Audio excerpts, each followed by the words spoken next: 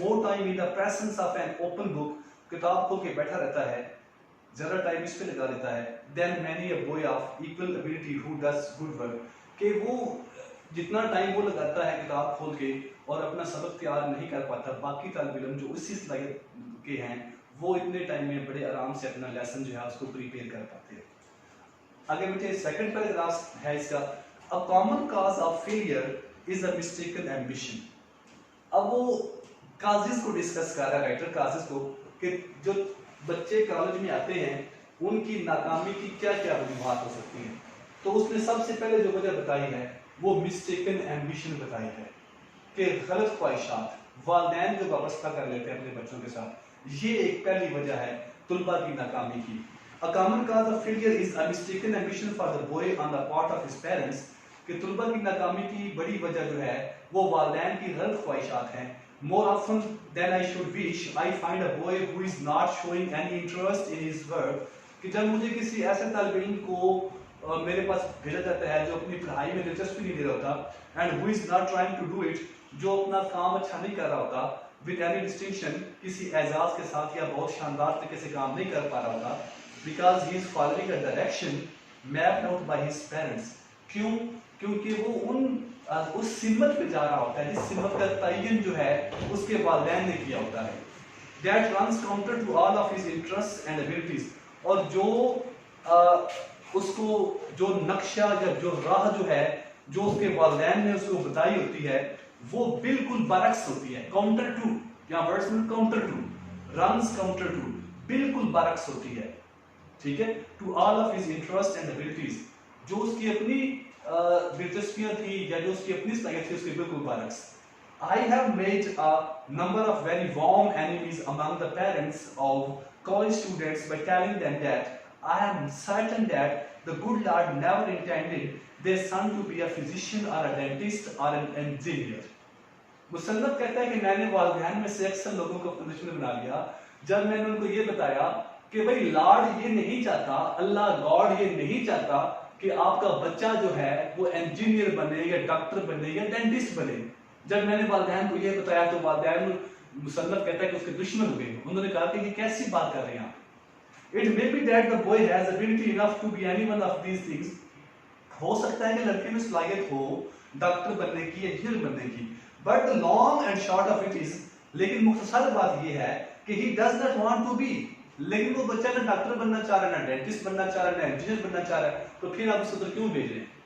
आप उसकी एबिलिटीज को देखें, उसकी सलाहियतों को देखें, जहां पे वो अपने आप को ज्यादा फिट महसूस करता है, जहां पे उसको इंटरेस्ट लगता है, उस फील्ड में अगर वो जाएगा तो वो ज्यादा कामयाब होगा। जब लोगों का हॉबी जो है वो उनका प्रोफेशन बन जाता है तो लोग बहुत ज्यादा कामयाब होते हैं, और अल्हम्दुलिल्लाह मैं उन लोगों में से एक हूँ जिसका हॉबी जो है उसका प्रोफेशन है। तो आपको बहुत मजा आता है, आपको बोरियत नहीं होती, आप तो बड़ी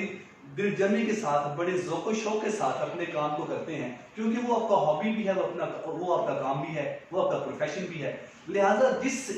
फील्ड के अंदर आपको दिलचस्पी महसूस हो आप उस फील्ड की तरफ मूव करें, ना कि उस फील्ड की तरफ जो आपके वालिदैन समझते हैं कि आपके लिए ठीक है।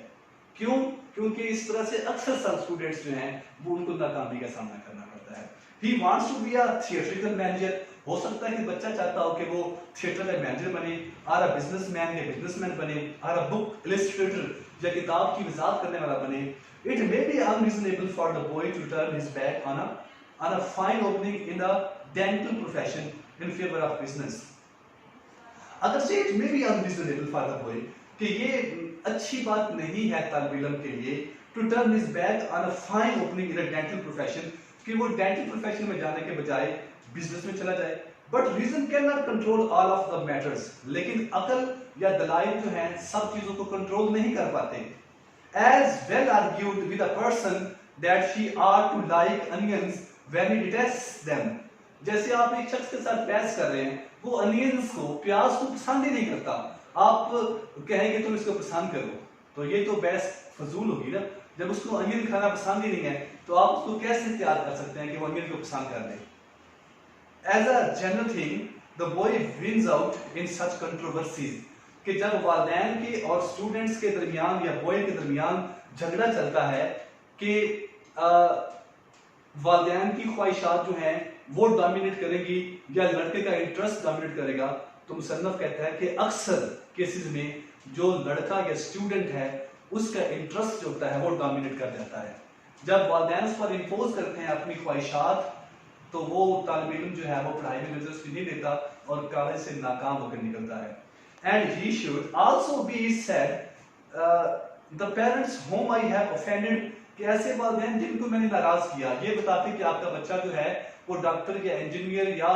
डेंटिस्ट नहीं बनना चाहता, usually comes down after a term of years, कि वो एक साल बाद मेरे पास आते हैं and tells me that his son was right, और आप कहते हैं कि बच्चा ठीक कहता था, and that he is thankful to me, और आपके वालिदैन ये भी कहते हैं कि भाई मैं आपका शुक्रगुजार हूँ for taking the part of the boy in the argument, कि आपने तालिब इल्म की या लड़के की साइड ली थी जब आप बहस कर रहे थे। If such a boy fails, अगर ऐसा तालिब इल्म नाकाम हो जाता है, it is because he can not bring himself to try to do the work, तो वो इस वजह से है कि वो अपने आप को अपने काम की तरफ ला ही नहीं पाता। दैट इज डिसटेस्टफुल टू हिम, ऐसा काम जो उसको बहुत बेज़ौक लगता है, and that he feels is leading him in the wrong directions, और वो महसूस करता है कि ये काम जो है ये उसको गलत सिमत में लेके जा रहा है। If the college is alive to its work, अगर कॉलेज को पता हो इस सब चीजों का, of advice such cases are caught before the failure is complete, तो ऐसे तालिब अगर कॉलेज जो है वो बाखबर हो ना, और उन्हें पता हो कि स्टूडेंट्स कितने मौजूद हैं, किस टाइप के मौजूद हैं और वो काम क्यों नहीं कर रहे, तो तालिब इल्म की नाकामी से पहले हम इस मसले का हल कर सकते हैं और बच्चे को कह सकते हैं कि आप मेडिकल या इंजीनियरिंग छोड़कर आप आर्ट्स की तरफ मूव कर सकते हैं, या कॉमर्स की तरफ जा सकते हैं, या इंग्लिश की तरफ, जहां आपका इंटरेस्ट हो वहां जा सकते हैं। Another type of boy who does not try is the very bright boy who has always done his schoolwork without effort and who has never learned what real application is। एक और किस्म है तालिब इल्म की जो बहुत ब्रिलियंट स्टूडेंट है, जिसका एकेडमिक बैकग्राउंड बहुत शानदार है, जिसने अपने एकेडमिक में मैट्रिक के अंदर बहुत अच्छे मार्क्स लिए हुए हैं, लेकिन वो आगे चल नहीं पा रहा, उसे पता ही नहीं है कि असल मेहनत होती क्या चीज है, उसने मेहनत करके देखी नहीं है। रियल एप्लीकेशन मतलब है कि हार्ड वर्क, उसने कभी इसका एहसास नहीं किया कि हार्ड वर्क क्या होता है। वो ब्रिलियंट था, चीजों को जल्दी पकड़ा, याद किया और बस आगे चलता गया। He supposes that he can float through college with as little effort as he did through school। अब उस बच्चे का ख्याल है कि वो कॉलेज के अंदर भी बहुत कम कोशिश के साथ कामयाब हो सकता है, जितनी कम कोशिश उसने स्कूल में की थी इतनी ही कम कोशिश करके वो कॉलेज में भी कामयाब हो सकता है। I sometimes think that the bright boy who has always depended on his ability, कि ऐसा तालिब इल्म जिसने हमेशा अपनी सलाहियत पर, अपनी ब्रिलियंस पर जिसने अपनी ब्रिलियंस पर दारोमदार किया है, to get things quickly, चीजों को बहुत जल्दी जल्दी तैयार करने का, is the most pitiable object, कि ये सबसे ज्यादा काबिल रहम तबका है। ऑल आवर फेलिंग स्टूडेंट्स, तमाम नाकाम होने वाले तालिब इल्मों में, for it is almost a tragedy to see of this keenness going to waste and to feel that the entire opportunity which the college has to offer is passed up because of a root receptive mind, because of a too receptive mind, कि ये tragedy है कि एक receptive mind जो बड़ा brilliant mind था वो ज़ाया हो जाता है क्योंकि उसको हार्ड वर्क की आदत नहीं होती। The cure for this sort of thing is again not easy, ऐसे तालिब इल्मों का इलाज मुसन्नफ कहते हैं आसान नहीं है। For it involves an entire change of attitude, क्योंकि इससे आपको अपना रवैया बदलना होगा, and the forming of a completely new set of habits, आपको नई हैबिट्स डेवलप करना पड़ेगी। No one can do this but the boy himself, ये नई हैबिट्स जो है ये कोई शख्स किसी तालिब इल्म में क्रिएट नहीं कर सकता, बल्कि तालिब इल्म को खुद क्रिएट करना पड़ेगी। All that the rest of us can do is to point out what is the matter, हम सब ये कर सकते हैं कि बता दें कि भाई तुम्हारे साथ मसला क्या है।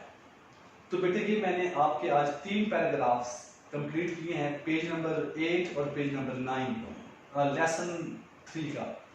तो इसमें जो थे ये मेन पॉइंट्स थे, kinds of failed boys discuss किए हमने, उसके बाद कॉजेज ऑफ फेलियर डिस्कस की हैं। तो बेटे इसमें जो डिफिकल्ट वर्ड्स हैं सिनोनिम्स वाले उनको आपने अंडरलाइन करना है और उनको भी साथ साथ प्रिपेयर करते जाना है। Thank you very much. अस्सलाम वालेकुम।